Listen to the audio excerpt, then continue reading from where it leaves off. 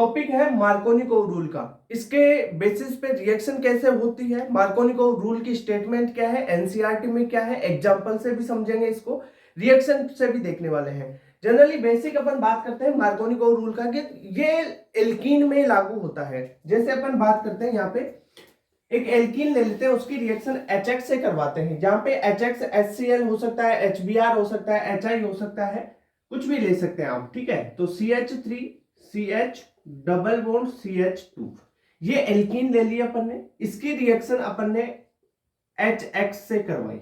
अब देखो जो मार्कोनिकोव रूल है ना, उसका स्टेटमेंट क्या है, उसका स्टेटमेंट ये है, एनसीईआरटी में क्या दे रखा है, ये दे रखा है कि जो मार्कोनिकोव रूल ये बोलता है कि जो H प्लस और ये जो X माइनस है, इसका जो X माइनस वाला भाग है, ये जो नेगेटिव भाग है, वो वहां पर ऐड होता है एल्कीन में, जहां पर एल्कीन में हाइड्रोजन की संख्या कम होती है।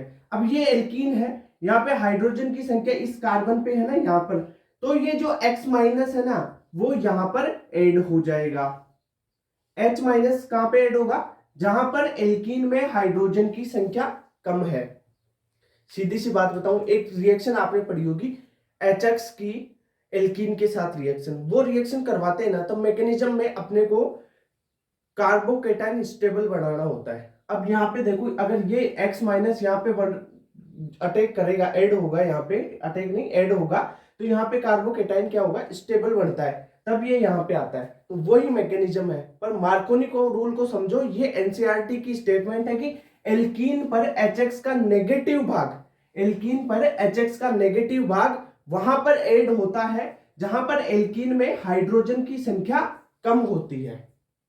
ये स्टेटमेंट याद करो, एनसीईआरटी में यही है, पेपर में ऐसे ही आएगा, क्योंकि पेपर एनसीईआरटी बेस बन रहा है। स्टेटमेंट देख लो कि H प्लस और X माइनस का X माइनस नेगेटिव भाग वहां पर अटैक करता है जहां पर हाइड्रोजन की संख्या कम होती है। अब जो रिएक्शन होगी वो कैसे हो जाएगी, CH3 बन गया, CH3, ये CH और ये CH2। अब देखो यहां पर क्या अटैक हो गया, X तो यहां पे आ गया, और जो H प्लस है ना वो बचा CH2 के पास। ओके, अब ये कैसे हुआ भाई, अगर ये बॉन्ड तोड़ते हैं ना, तो यहाँ पे प्लस यहाँ पे माइनस, ये बात देखो, तो माइनस पे प्लस आ जाएगा और जो माइनस है वो प्लस पे। ओके, एक एग्जांपल से और समझते हैं इसको। देखो सीधी सी बात है, जो नेगेटिव पार्ट है ना, उसको कम हाइड्रोजन पे लेके जाना है। ओके, एग्जाम्पल एक और देखते हैं, जैसे CH3, अपन फेनिल वाला ले लेते हैं, चलो ठीक है, ये लिया, यहाँ पे CH डबल बॉन्ड CH2, ये कंपाउंड है, इसकी रिएक्शन HBr के साथ करवानी है। भाई HBr है ना, सिंपल HBr दे रखा है, तो मार्कोनिकोव ही होगा। ओके, वो एंटी मार्कोनिकोव कहां पे होता है वो भी कंडीशन बताऊंगा मैं आपको। अब देखो यहाँ पे कौन सा पॉजिटिव और कौन सा नेगेटिव है, H प्लस और Br माइनस, ये बात हो गई। मार्कोनिकोव रूल क्या बोलता है कि ये Br जो नेगेटिव है, नेगेटिव पार्ट वहां पर अटैक करता है, अटैक नहीं, वहां पर ऐड होता है, वहां पर जुड़ता है जहां पर एल्कीन में हाइड्रोजन की संख्या कम हो। यहां एल्कीन है ये, यहां पे हाइड्रोजन की संख्या, इस एल्कीन में हाइड्रोजन कहां पे कम है, इस पोजीशन पे कम है ना यहाँ पे, तो Br माइनस यहां पे जुड़ जाएगा। ओके, तो कंपाउंड क्या बन जाएगा आपके पास, इस प्रकार देखो, ये CH, ये CH2, यहां पे Br जुड़ गया और यहां पे हाइड्रोजन जुड़ गया। ये बात सिंपल हो गई।